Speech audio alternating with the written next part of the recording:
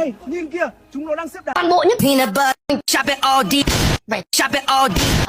phải Chop it all deep. chứ còn một số người là Mời mọi người ăn trưa của mình nha. Hôm nay chúng ta sẽ ăn All deep.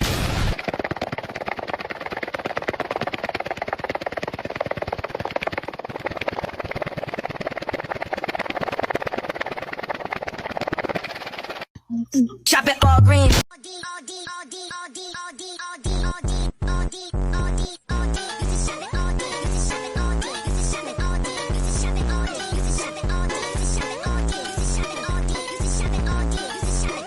Hôm nay mình đánh pickleball mà gặp Lê Thô Sơ thì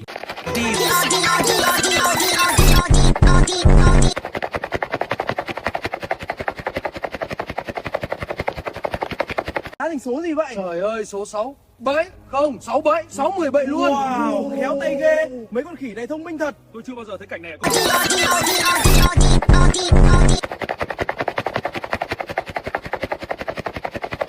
công viên luôn.